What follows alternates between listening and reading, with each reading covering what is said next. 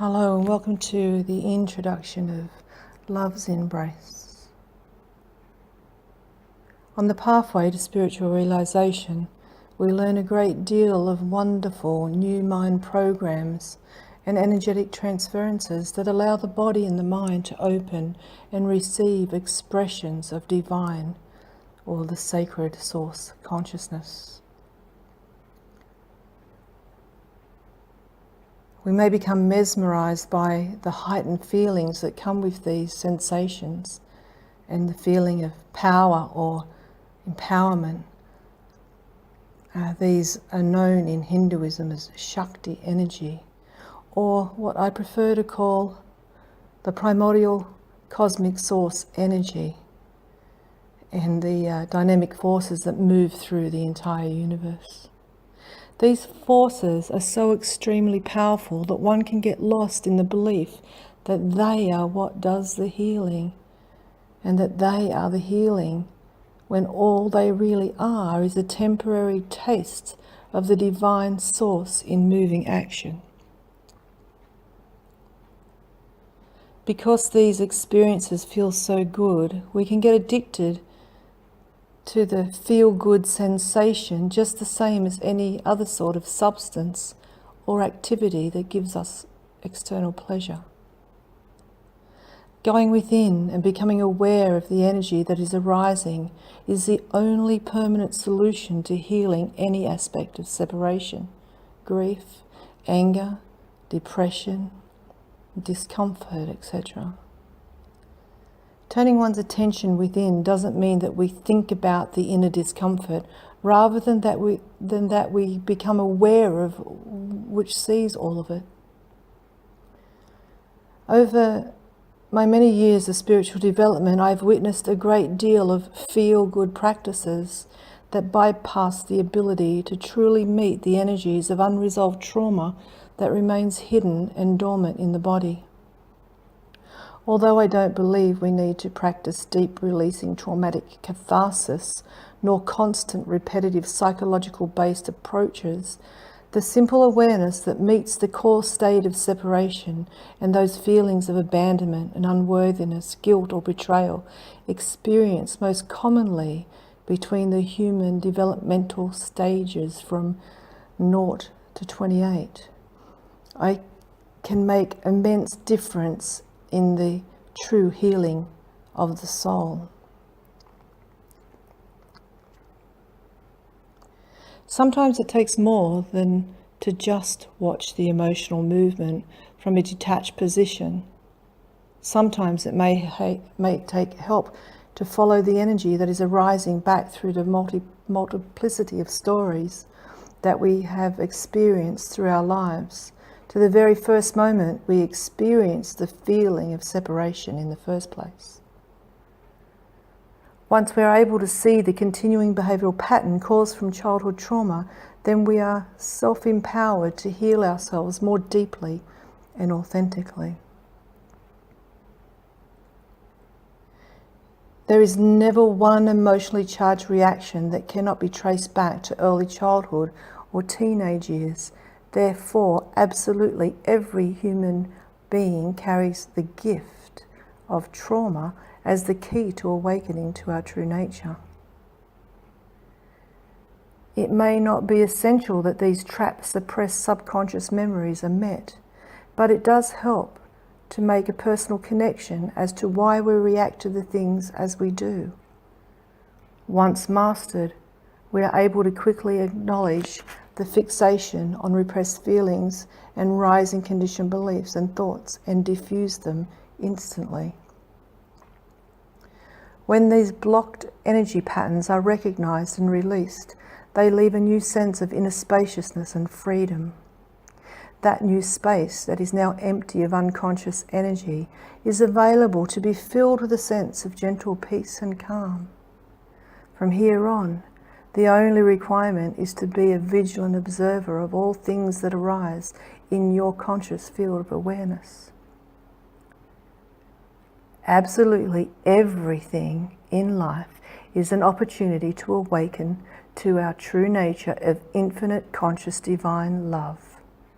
Divine love is not a personal love. It is not a love that is fueled by the body's need to get or to give in order to feel a specific way. True divine love is the love that loves all things, embraces all things, allows all things, accepts all things, and especially it loves the part of the self that cannot allow and cannot accept these things. If you can't love what is in every moment of life unfolding, true divine love loves the thought that can't love because its purpose of being is only to love. It is this true divine love that has the power to transcend every single aspect of the disillusionment of the manifested form of matter. Even the true nature of this that we call love is so pure that words do it no justice in its reality. The inner witness is the same as the eyes that see the cosmos. Imagine yourself as the eyes of the cosmos looking out upon the universe and galaxies before you, and the earth being a tiny prick no greater than a grain of sand. Imagine your immensity that expands for 14 billion years in a timeless space of infinite expansion and evolution. Who is it that's seeing this incredible display before you? The one seeing the formless consciousness that silently witnesses the magnificence of creation is the same one listening to these words. It is the same presence that sees the inner emotions that arise within your body. It is not just the eyes, but the awareness that sees all things. It's the awareness that even hears these words. And it is the awareness that is the background of empty space that these words arise within. The silent background. The same awareness is the same awareness that looks out of the eyes of consciousness of the cosmos.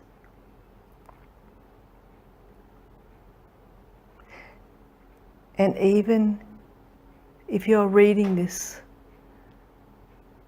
in its book form, the reading arises in another space between your hands, and your hands arise from the space around your body, and the body arises in the space of the room, and the room arises in the space of the building, and the building arises in the street, and the street arises in the town, and the town arises on the land you live upon, and the land that you live upon arises on the earth, and the earth arises in the cosmos.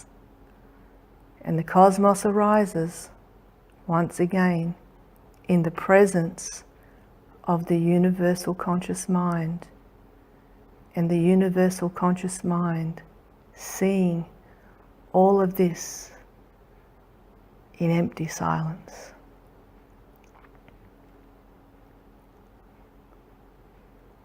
All things arise and fall away in silent conscious awareness. Therefore, all things are impermanent and can never be the source of your soul's desire for freedom. What sees and remains the same forever is conscious awareness, the witness, the observer, the eternal presence, and all we need to do is re-assimilate ourselves with our true nature, and we can finally live in spiritual attainment. Although this message is very simple, assimilation and sustainability is what we struggle with due to our conscious conditioning based on human being rather than conscious spirit being. This book gives examples of what I most commonly come across in my work on as true awakening.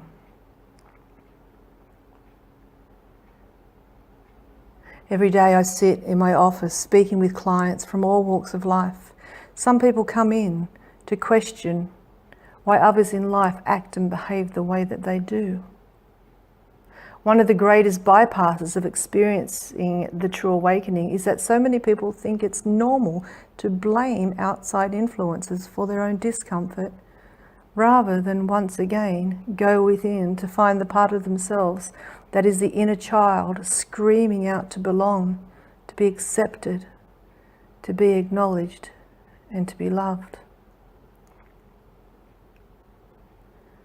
I would have to say that 98% of cases are based on the belief that life and everything in it is out to get them, instead of turning within to the original cause of suffering and confusion, rather than know the world is a beautiful place, that they are here, and that it is here for us to experience and to enjoy it in every single moment of mystery and magnificence.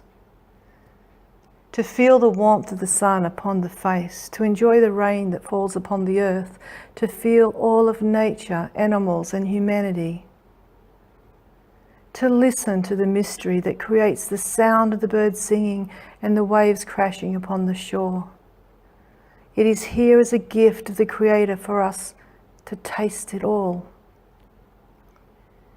Yet we refuse to practice resting in moment-to-moment presence in substitute for the exhausting storytelling of the mind. If only man could be fully alert and present to take responsibility to watch the constant, incessant chatter of the mind, knowing that the stories, the thoughts and the beliefs are only just temporary distractions of the ego winning the game of suppression and suffering. A common illusion that is still found at the deepest core of healing, hiding in yet another unseen layer of conscious awakening, is this message of turning within to access the last of the ego's ability to hold on anymore. Upon awakening, we see the part of the self that no longer serves our sources of sense of happiness.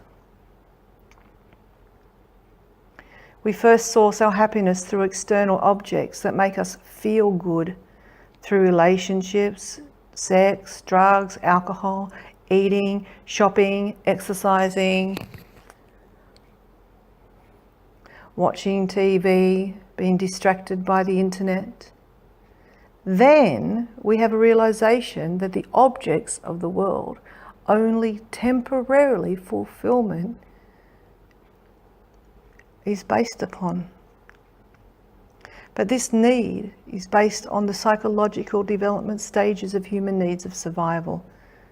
Again, such as belonging and personal attention and love. While ever we think that we need to do specific things in order to fit in and belong to the human race, or receive and give love to another with conditions, we're coming from the conscious mindset that if we don't do these things, we will end up alone. This theory, of course, is based in fear.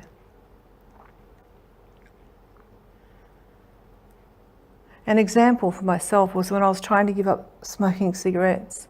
No matter how much I tried, I just couldn't give it up because I enjoyed it so much, and the addiction to the nicotine gave me a rush of feel-good chemicals. That was the story my mind wanted to tell me to believe, so I was sticking to it whilst also ignoring the true fact that it was not really good for my health. One day when I actually stopped and inquired when was the first time I started smoking, and I realized it was when I was in high school and I smoked with my friends due to peer pressure and the need to fit in and belong to the group. This was my big aha moment. Every time I reached out for another cigarette, I was doing it not because I just wanted the feel-good hit, but also because my subconscious held the imprint that confirmed smoking keeps me fitting in to the human experience, instead of the greater realization that was later to be followed as, I am not this body, nor my thoughts, nor my habits, or my stories. I am a liberated, formless, infinite spiritual being here on earth to awaken to my true nature as one with the entire existence of creation.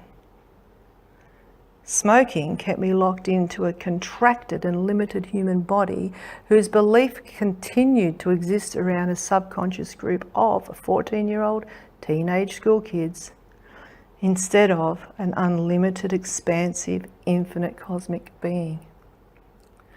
This simple example is one that is carried throughout the minds of millions of humans in this world, all walking around stark with this sort of amnesia.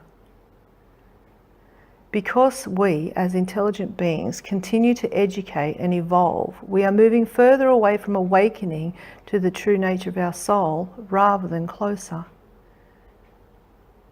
Every day we create new languages, words and systems of communication, only adding a deeper layer of barriers and objects into the mind that covers over the doorway to the soul.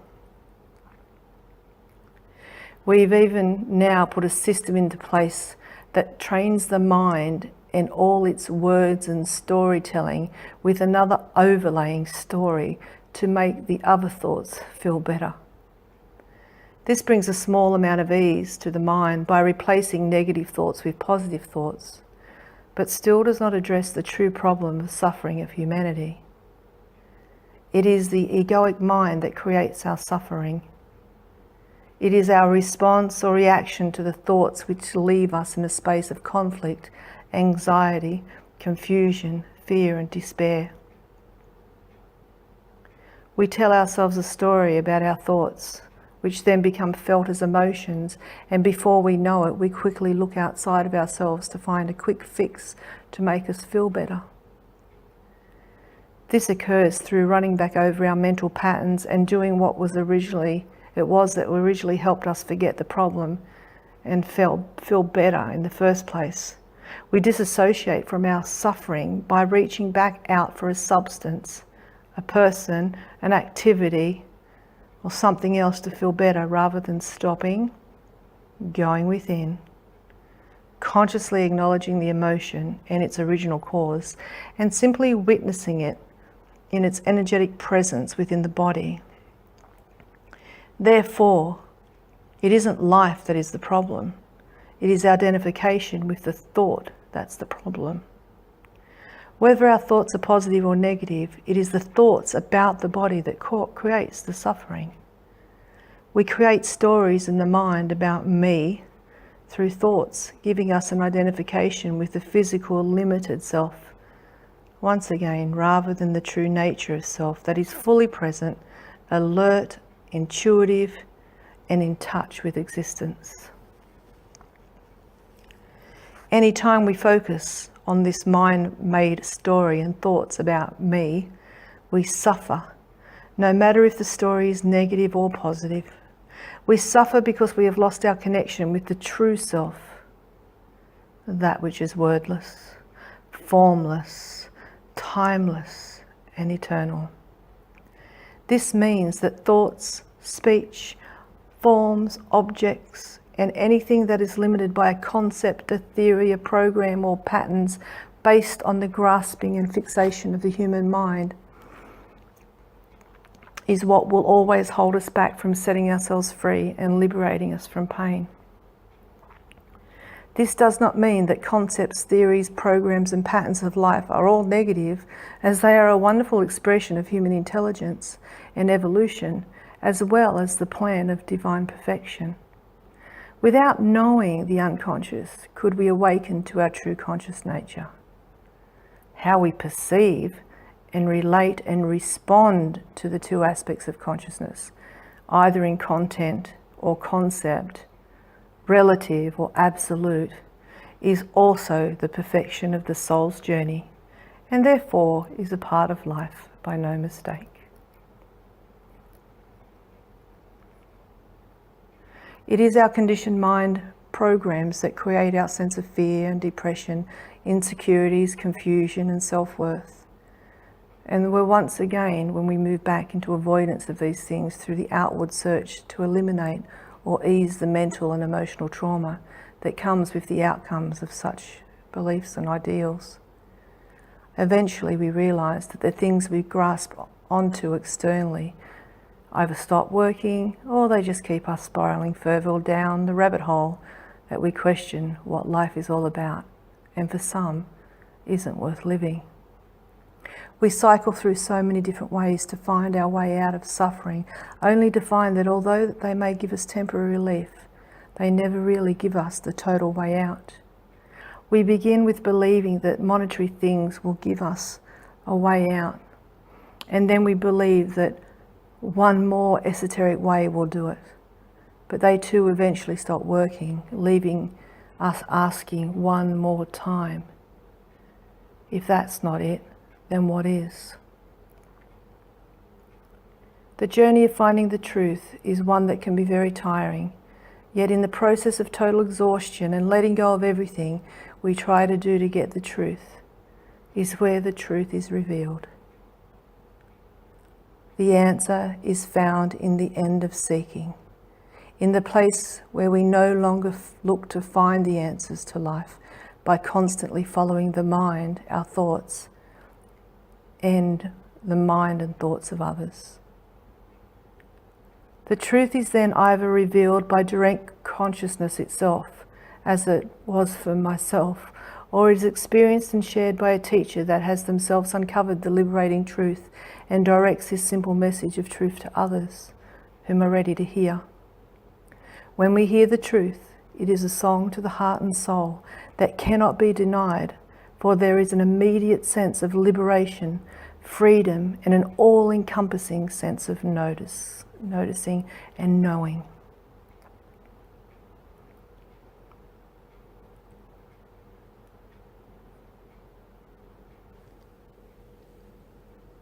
The witness is revealed. The first step is to acknowledge that it is the thoughts and beliefs built upon from our conditioning, from our family, society, psychology, biology, and religions that bind us to the identification as a human being that is a victim of life.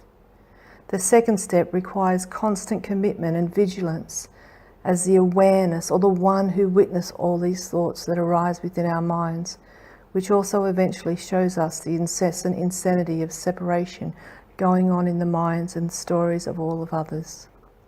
Unhealed trauma and beliefs will continue to cycle over and over and over again until we stop and witness its constant unconscious repetition and realize that they're only impermanent cellular patterns arising, and no longer do we have to believe in them. If we stop believing our thoughts, we can experience instant freedom, peace and liberation, just like breaking any addictive behavior. When we're able to free ourselves from our addiction to our thoughts, the same as freeing ourselves from addiction to a harmful substance, then the true freedom is experienced. Through aware witnessing, we're able to not only set ourselves free from the thoughts, but also the stories that we build up and tell others and ourselves about those thoughts. We actually add extra stress on ourselves first by believing one thought and then adding more to them through added exaggeration or extended judgment or justification. Beneath all actions is the emotion that is so subtly triggered and then projected by the justifying mind. As the above example I gave you about smoking, or the act of smoking was covered and justified by the mind that says, oh, it helps me relax, or I just enjoy it, rather than the subconscious truth of me wanting to fit in and not get picked on for being uncool. It was really all about belonging, feeling good enough, and to feel empowered. None of this information is new, as it is the basis of all psychotherapy, but has its foundation one step deeper into the true nature and integration of soul consciousness. Being the witness means you are simply aware, noticing or watching from the part of you that is transcendent and unattached from the thoughts. Therefore, you watch your mind that has a thought, and then the emotions of anger and blame that come with that, and even the thoughts that you want to just think nicely about how everything is. The witness is neither negative or positive. It's just a neutral observer. It doesn't resist and move away from negative or uncomfortable situations, nor does it grasp onto and pull positive things towards itself to feel good rather than bad. The neutral space of the observer is already at peace because it's not identified with the mind that has conditions of lifestyle that are labelled as right or wrong or good or bad, or the part of the mind that finds problems with the world. In the space of neutrality, it is simply still, at peace and silent. The witnessing mind is like a curious scientist looking through a microscope, intrigued and in awe of the magnificent mystery of creation. I like to give the example of the witness being represented in many cartoons metaphorically as the angel that sits on one shoulder and the other one sits the devil, which represents the ego. The angel is often telling you, don't listen to him. He's the problem. The devil that represents the ego is the same as the thoughts trying to get us to do what they say instead of us ignoring them. We're not trying to stop the thoughts. We're just simply noticing them from an unattached position. If we try to stop the thoughts instead of watching them, we only create more stress and anxiety because they're not meant to stop. Thoughts are not bad. They can be a wonderful source of information for growth and creativity. We only need to learn how to detach from the ones that cause us suffering. Thoughts are a normal part of conscious intelligence and evolution, and without thoughts we would still be walking around as cavemen with limited life skills, running on unevolved instincts of safety and survival. Even the first developmental stages of safety and survival are what drive our thoughts, and they still come in handy when required for quick thinking in situations of danger and crisis. But we no longer need the parts that reacts to danger as subconscious cellular memory passed down through our ancestry.